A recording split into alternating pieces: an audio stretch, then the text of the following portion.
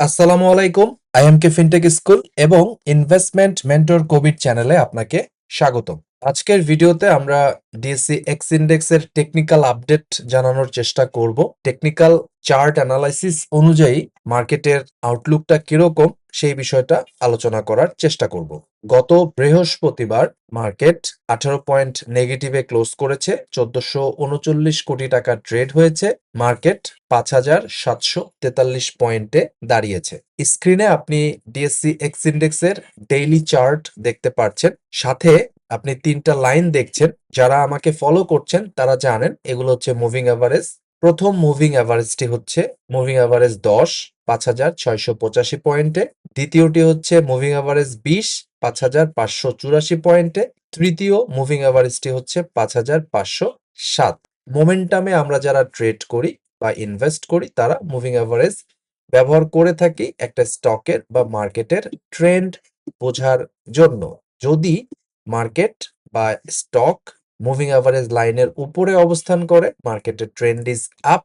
Market যদি moving average লাইনের নিচে অবস্থান করে তাহলে ট্রেন্ড ইজ ডাউন। তো সেই বিবেচনায় আমরা দেখতেই পাচ্ছি এই পয়েন্টে অর্থাৎ 21শে মে 2026 তারিখ থেকে মার্কেট শর্ট টার্মের পিরিয়ডে অন্তত আমরা বলতে পারি আপ ট্রেন্ড চলমান আছে। কবে থেকে? এই জায়গা থেকে।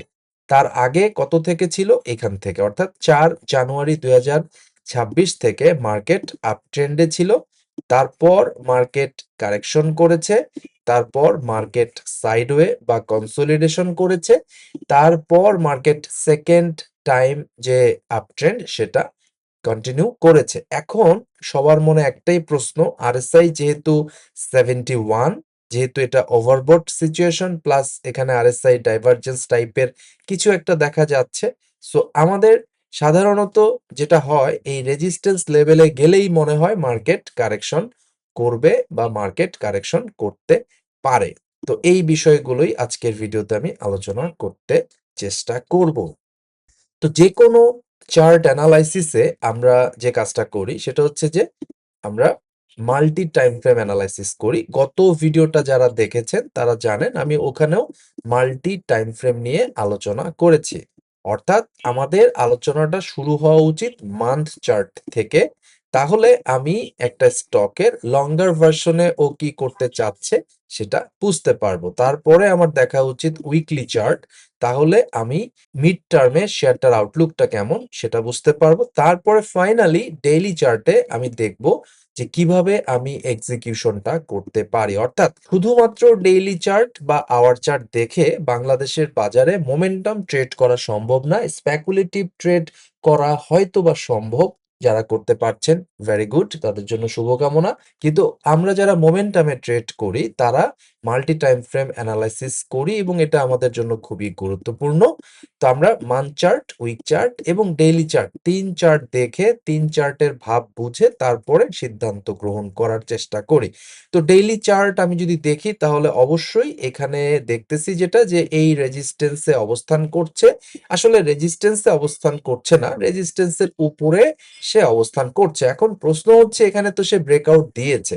তো এই ব্রেকআউটটা কি ফাইনাল ব্রেকআউট নাকি এই ব্রেকআউটের পরে সে রিটেস্ট করবে? এই বিষয়টা জানাটা জরুরি বা এই বিষয়টা আমরা আসলে জানি না কি ঘটনা ঘটতে যাচ্ছে। কারণ আমরা জানি যে একটা স্টক ডাউ থিওরি মোতাবেক সে আসলে ফার্স্ট ব্রেকআউট দিবে, তারপরে সে আসলে রিটেস্ট করে, তারপরে পুলব্যাক করে। এইভাবেই সে তো যায়। তো এখন আমরা এই জায়গাটায় কি এই যে রিটেস্টটুকু কি হয়েছে নাকি সামনে আরো রিটেস্ট হতে পারে এই বিষয়টা আমরা জানি না এবং ডেইলি চার্টে এটা নির্দিষ্ট করে বলাটাও কারো পক্ষে সম্ভব নয়। অর্থাৎ এই আগামী সপ্তাহ, আগামী রবিবার থেকে বৃহস্পতিবার মার্কেট কি করবে? এখান থেকে কি উঠে যাবে নাকি এখানে রিটেস্ট করবে নাকি একদম নেমে যাবে? এই ঘটনাটা নির্দিষ্ট করে বলা কারো পক্ষেই সম্ভব নয়। ডেইলি টাইম ফ্রেমটা আসলেই একটা ঝামেলাপূর্ণ জায়গা। শর্ট টার্মে নির্দিষ্ট করে কোনো কিছু বলা কারো পক্ষে সম্ভব নয়। বিভিন্ন প্রকার সিনারিও হতে পারে, সেটা আমরা বলতে পারি, প্রবাবিলিটি বলতে পারি, বাট জেনুইন ভাবে বলা সম্ভব নয়। এই কারণেই আমরা মাল্টি টাইম ফ্রেম অ্যানালাইসিস করে বোঝার চেষ্টা করি যে মান্থ চার্টের আউটলুকটা কেমন, উইকলি চার্টের আউটলুকটা কেমন। এই মান্থ চার্ট এবং উইক চার্ট যদি আপ ট্রেন্ডে বা বুলিশ ট্রেন্ডে থাকে তাহলে আমরা বলতে পারি ডেইলি চার্টে কারেকশন হলেও সেটা ছোটখাটো কারেকশন হবে। এই কারণেই আমাদের মাল্টি টাইম ফ্রেম অ্যানালাইসিস করা জরুরি। তাহলে চলেন মাল্টি টাইম ফ্রেম অ্যানালাইসিস করব। শুরুটা করব মান্থ চার্ট থেকে। এখন একটা গুরুত্বপূর্ণ তথ্য আপনাদের সাথে শেয়ার করব। আমরা অনেকেই মনে করি যত বেশি টেকনিক্যাল অ্যানালাইসিস শিখব বা জানবো তত ভালো ট্রেডার হতে পারবো, কিন্তু বাস্তবতা একটু ভিন্ন। আপনি Dow theory, Elliott wave principle, smart money concept, order flow, Fibonacci এরকম শত শত ইন্ডিকেটর সম্পর্কে শিখতে পারেন। এগুলো অবশ্যই গুরুত্বপূর্ণ, এগুলো আপনাকে মার্কেট বুঝতে সাহায্য করবে, কিন্তু শুধুমাত্র টেকনিক্যাল নলেজ থাকলেই প্রফিটেবল ট্রেডার হওয়া যায় না। কারণ চার্ট অ্যানালাইসিস মার্কেটের সবচাইতে বড় চ্যালেঞ্জ নয়। মার্কেটের সবচাইতে বড় চ্যালেঞ্জ হলো নিজের মন বা নিজের মাইন্ড। একজন ট্রেডারের সবচেয়ে বড় এনিমি হলো ভয়, লোভ, ইম্প্যাশন্স এবং ডিসিপ্লিনের অভাব। আপনি হয়তো ভালো সেটআপ খুঁজে পেলেন, কিন্তু ভয়ের কারণে ট্রেড নিতে পারলেন না, অথবা প্রফিট হওয়ার পরেও গ্রিডের কারণে এক্সিট করলেন না, অথবা লস হওয়ার পর রিভেন্স ট্রেডিং করে আরো বড় ক্ষতি করলেন। তাই প্রফিটেবল ট্রেডিং এর জন্য আপনাকে সবকিছুর এক্সপার্ট হতে হবে না। আপনাকে কয়েকটি প্রুভেন কনসেপ্ট ভালোভাবে মাস্টার করতে হবে। প্রাইস অ্যাকশন বুঝুন, রিস্ক ম্যানেজমেন্ট শিখুন, একটি ট্রেডিং সিস্টেম তৈরি করুন এবং সবচেয়ে বেশি কাজ করুন নিজের সাইকোলজির উপর। কারণ শেষ পর্যন্ত মার্কেটে আপনার সাকসেস নির্ভর করে আপনি চার্ট কতটা পড়তে পারেন তার উপর নয়, বরং আপনি নিজেকে কতটা কন্ট্রোল করতে পারেন তার উপর। টেকনিক্যাল অ্যানালাইসিস আপনাকে এন্ট্রি দেখায়, কিন্তু ট্রেডিং সাইকোলজি আপনাকে লং টার্ম সার্ভাইভার বানায়। আপনি চাইলে আমাদের কাছে এই বিষয়ে প্রফেশনাল হেল্প নিতে পারেন। এই ভিডিওর শেষ ভাগে আমাদের কোর্স অফার সমূহ দেখে নিতে পারেন। চলুন আজকের ভিডিওর আলোচনায় ফিরে যাই। স্ক্রিনে আপনি ডিএসসি এক্স ইন্ডেক্সের মান্থ চার্ট দেখতে পাচ্ছেন। এই স্ক্রিনে মান্থ চার্টের ক্যান্ডেল ছাড়াও এখানে ভলিউম আছে, এটা মুভিং এভারেজ আছে, নিচে আরএসআই আছে এবং এমএসসিডি ইন্ডিকেটর আছে। তো শুরুতেই আমি যদি তিনটা মুভিং এভারেজ দিয়ে দেখি, 10, 20 এবং 30-এর যে লঞ্চ প্যাড, আমরা পারফেক্ট লঞ্চ প্যাড পেয়েছি। তার মানে মান্থ চার্টে লঞ্চ প্যাড আপনি যখন পেয়েছেন, এর আগে পেয়েছিলেন নভেম্বরে, সেখান থেকে আপনি র্যালি পেয়েছিলেন। তার আগে পেয়েছিলেন আপনি 2020-21 সালের দিকে, সেখান থেকেও আপনি র্যালি পেয়েছিলেন। এর 5 বছর পরে আপনি আবার মান্থ চার্টে লঞ্চ প্যাড পেয়েছেন এবং সেটাকে সাপোর্ট দেওয়ার জন্য আপনি ডাবল ভলিউমও পেয়েছেন। অর্থাৎ মার্কেট মান্থ চার্টে অনেক দূর যাওয়ার জন্য রেডি হয়ে বসে আছে। এবং এখানে যদি এমএসসিডির ট্রেন্ড আপনি দেখেন, এমএসসিডিটা একটু বড় করে দিচ্ছি, ভালো করে দেখেন। এমএসসিডির যে সিগন্যাল লাইন এবং এমএসসিডি লাইন সেটা নিচেই আছে, জিরো লাইনের নিচে, এবং লাইন ক্রস করে উপরে ওঠার চেষ্টা করছে। হিস্টোগ্রামগুলো অনেক দিন ধরেই পজিটিভ। এর আগেও দেখেন যখন এই পয়েন্টে ছিল তখন কিন্তু 21 সালে এমএসসিডি জিরো লাইনের উপর থেকেই উঠে অনেক দূর আমরা র্যালি পেয়েছি। এবারও জিরো লাইনের উপরে উঠি উঠি করছে। যদিও আমরা জানি এই ইন্ডিকেটর এমএসসিডি এবং মুভিং এভারেজ এগুলো হচ্ছে ল্যাগিং ইন্ডিকেটর, মানে ঘটনা আগে এখানে ঘটে যাবে, তারপরে এখানে দেখা যাবে, এটা আমরা জানি। যার কারণে এখানে ব্রেকআউট আমরা পেয়েছি, অথচ মুভিং এভারেজে এখনো জিরো লাইনের উপরে সে উঠে নাই। বাট যারা এটা দীর্ঘদিন ধরে প্র্যাকটিস করি তারা তো বুঝতেই পারছি কি করতে যাবে। সো মূল কথা হচ্ছে মান্থ চার্টে আপনি পারফেক্ট লঞ্চ প্যাড পেয়েছেন, আর লঞ্চ প্যাড পেলে টেকনিক্যাল চার্টে আমরা বলতে পারি মার্কেট এখান থেকে ভালো মাপের র্যালি দিবে। তাহলে মান্থ চার্টের র্যালি তো আর 5 দিন 6 দিন দিবে না। মান্থ চার্টের র্যালি দিলে 8 মাস থেকে 12 মাস বা 15 মাসও দিতে পারে। কিভাবে? এর আগে আমরা যখন র্যালি দেখেছিলাম, চলেন এখান থেকে যদি আমি ধরি, তাহলে এই র্যালিটা ছিল হচ্ছে গিয়ে আপনার 10 মাস টানা 10টা বার সে র্যালি দিয়েছিল। এর আগের যে র্যালিটা এখান থেকে যদি আমি ধরি, তাহলে এটা র্যালি ছিল হচ্ছে কমপক্ষে 14 বার, মানে 14টা ক্যান্ডেল। তাহলে ডেইলি চার্টে এটা হলে, লঞ্চ প্যাড হলে 14 দিন বাড়বে, 8 দিন বাড়বে, ঠিক আছে। যেহেতু মান্থ চার্টে এটা হয়েছে, তার মানে আগামী 10 মাস, 12 মাস বা 14 মাস মার্কেট আপ ট্রেন্ডে থাকবে। তা 10 মাস, 12 মাস, 14 মাস যদি মার্কেট আপ ট্রেন্ডে থাকে তাহলে মার্কেট অনেক দূর যাবে, এটাই স্বাভাবিক। তো এটা কি আমি বলছি? না, এটা মানচার্ট বলতেছে। মানচার্ট কিভাবে বলতেছে? মানচার্ট তার প্যাটার্ন দেখিয়ে বলছে যে ভাইয়া আমি এর আগেও এই প্যাটার্নে এরকম করেছিলাম। আমাদের টেকনিক্যাল অ্যানালিস্টের কাজ হচ্ছে সেই প্যাটার্ন গুলা রিকগনাইজ করা। তাহলে টেকনিক্যাল অ্যানালাইসিসের মানে প্রিডিক্ট করা না যে আগামী রবিবার মার্কেট 10 পয়েন্ট আপে থাকবে না 10 পয়েন্ট ডাউনে থাকবে, মার্কেটের এক্সাক্ট রেজিস্ট্যান্সটা কোন জায়গায় আর এক্সাক্ট সাপোর্টটা কোন জায়গায়, মার্কেট কোন পয়েন্টে টাচ করে উঠে যাবে, এই ধরনের প্রিডিক্টিভ আলোচনা বা পারফেক্ট প্রিডিক্ট করা এইটা ইনভেস্টরের বা ট্রেডারের কাজ না। টেকনিক্যাল ট্রেডারের কাজ হচ্ছে প্যাটার্ন রিকগনাইজ করা। আপনি যদি ডেইলি চার্টে প্যাটার্ন রিকগনাইজ করেন তাহলে আপনার আউটকাম হবে অল্প অল্প। আপনি যদি উইকলি চার্টে প্যাটার্ন রিকগনাইজ করেন আপনার আউটলুক হবে অনেক মোটামুটি বড় সাইজের। আর যদি আপনি মান্থলি চার্টের প্যাটার্ন রিকগনাইজ করতে পারেন তাহলে আপনি লম্বা টাইম হরাইজনে আপনার ট্রেডিং ইনভেস্টমেন্ট করতে পারবেন। সো দর্শক, মান্থ চার্ট নিয়ে আমার কথাবার্তা এ পর্যন্তই শেষ। এখন আমরা উইকলি চার্টে যাব।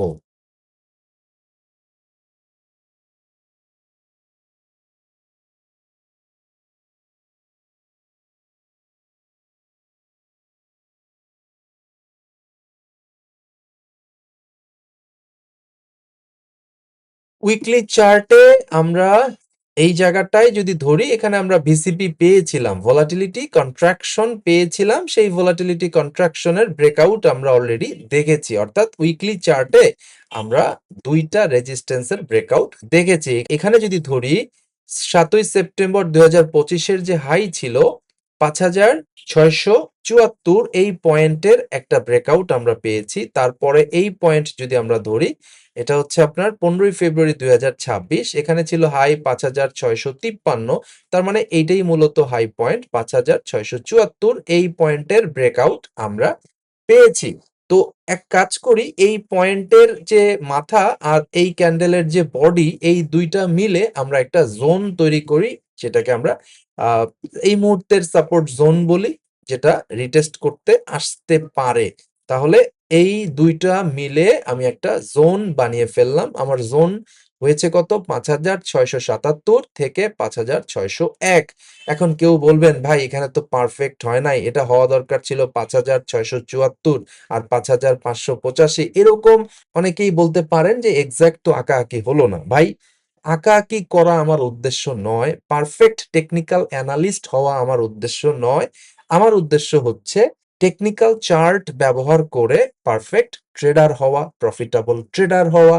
সো আপনাকে বুঝতে হবে এই পারফেক্ট আঁকাআঁকি করা আর পারফেক্টলি ট্রেড করা দুইটা ডিফারেন্ট জিনিস। সো যারা অ্যানালিস্ট হতে চান তারা আঁকাআঁকিতে মনোযোগ দেন, আর যারা সাকসেসফুল ট্রেডার হতে চান তারা ইন্টারপ্রিটেশনে মনোযোগ দেন, প্যাটার্ন রিকগনিশনে মনোযোগ দিবেন। যাই হোক, আশা করছি বিষয়টা আপনি বুঝতে পেরেছেন। তাহলে আলোচনায় ফেরত যাই। উইকলি চার্টে আমরা এই রেজিস্ট্যান্স জোন ব্রেক করে উপরে উঠেছি। এখন মার্কেট কি করতে পারে? এখন মার্কেট আগামী সপ্তাহে এখানে একটা কন্টিনিউয়েশন দিতেই পারে। আবার মার্কেট যদি বলে যে এই ক্যান্ডেলে আমার রিটেস্ট কমপ্লিট হয় নাই, আমি আবার রিটেস্ট করব, চাইলে সেটাও করতে পারে। সো মার্কেট এখান থেকে কন্টিনিউয়েশন করতে পারে অথবা চাইলে রিটেস্ট করতে পারে। তো রিটেস্ট যদি করে সেই ক্ষেত্রে মার্কেট এই যে জোনটা দেখতে পাচ্ছেন 5677 এবং 5601, এই জোনে টাচ করে এখান থেকে রিটেস্ট করে উঠতে পারে। সো সিনারিও কি হতে পারে? দুইটা হতে পারে, আমরা কেউই জানি না এক্স্যাক্টলি কি হবে।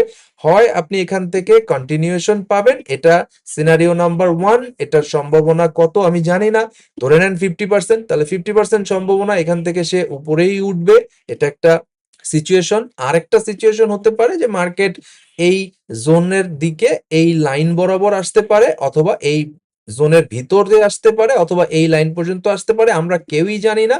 তো এই সিনারিও হতে পারে। তো তাহলে ও কি আগামী সপ্তাহে এখান থেকে কন্টিনিউয়েশন দিবে নাকি এই জায়গাটায় এই জোনে রিটেস্ট করে উঠবে, এটা কিন্তু আমরা এক্স্যাক্টলি কেউ জানি না। তবে আমরা এও জানি যে যখনই কোনো ব্রেকআউট হয় তখন একটা রিটেস্ট হয়। অর্থাৎ এই হচ্ছে আমার এই হচ্ছে আমার ব্রেকআউট। এই ব্রেকআউটের পরে সে সাধারণত এই লাইনটাকে রিটেস্ট করতে আসে। সেই ক্ষেত্রে এই লাইনের কাছাকাছি থেকে ঘুরে যেতে পারে, অথবা এই লাইনে টাচ করে ঘুরে যেতে পারে, অথবা এই লাইনের নিচে ডুব দিয়ে স্মার্ট মানি লিকুইডিটি সুইপ করে তারপর উঠতে পারে। এরকম ঘটনা ঘটতেই পারে। এখন এক্স্যাক্টলি কি ঘটবে এইটা জানার জন্য আমাকে জ্যোতিষবিদ্যায় পারদর্শী হতে হবে, যেটা আমার কাছে নাই।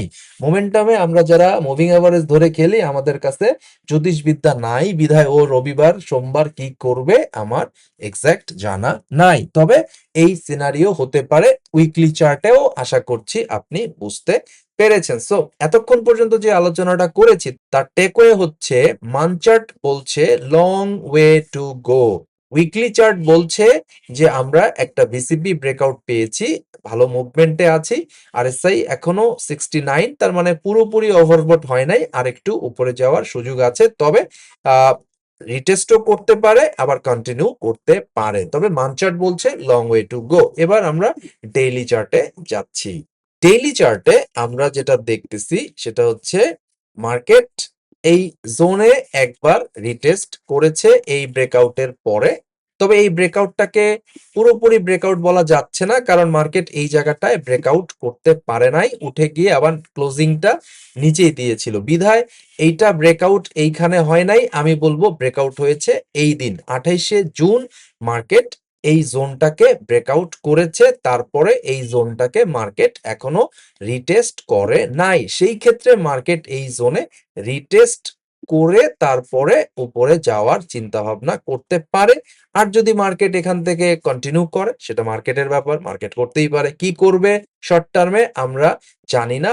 আর আরএসআই এই মুহূর্তে 71, এই জায়গায় আবার ছোটখাটো একটা ডাইভারজেন্সও আমরা দেখেছি। সেই ক্ষেত্রে মার্কেট কুল ডাউন হওয়ার জন্য এই জায়গাটায় কিছুটা সময় নিতে পারে। সেই ক্ষেত্রে তাহলে আলোচনাটা সাম আপটা কি হবে? সাম আপটা এরকম হবে যে মার্কেট এই জোনে বা এই রেজিস্ট্যান্সটাকে রিটেস্ট করতে পারে। আর মোমেন্টামের ভাষায় যদি আমরা বলি তাহলে বলতে পারি মার্কেট তার এই মুভিং অ্যাভারেজ 10, 20 বা 30, এই তিনটা মুভিং অ্যাভারেজকে বা তিনটার যে কোনো একটাকে বা যে কোনো দুইটাকে টাচ করে রিটেস্ট কমপ্লিট করে উপরে উঠতে পারে। এইটা হতেছে বেয়ার কেস সিনারিও। আর বুলিশ কেস সিনারিওতে আমরা বলি যে মার্কেট আরো উপরে উঠে তারপরে থামার কথা চিন্তা করতে পারে। সো মার্কেট দুই রকম সিনারিওই হতে পারে। আমরা এক্স্যাক্টলি জানি না ডেইলি চার্টে কি হবে, মানে সানডে টু থার্সডে মার্কেট কি করবে আমরা জানি না। বাট এই দুইটা সিনারিও হতে পারে। কেন হতে পারে সেই জিনিসগুলো আমরা ব্যাখ্যা করেছি। আর লঙ্গার ভার্সনে মার্কেটে আমাদের আউটলুকটা কি সেটাও আমরা আলোচনা করেছি। দর্শক, আশা করছি আপনি কয়েকটা জিনিস মিনিমাম শিখে নিবেন। একটা হচ্ছে ডাও থিওরি, আরেকটা হচ্ছে লঞ্চ প্যাড। এই দুইটা জিনিস আপনি একটু যদি শিখতে পারেন, আর সাথে স্টেজ অ্যানালাইসিস, এই তিনটা জিনিস কেউ যদি শিখতে পারেন, আরেকটা জিনিস বলে দেই, সেটা হচ্ছে মাল্টি টাইম ফ্রেম।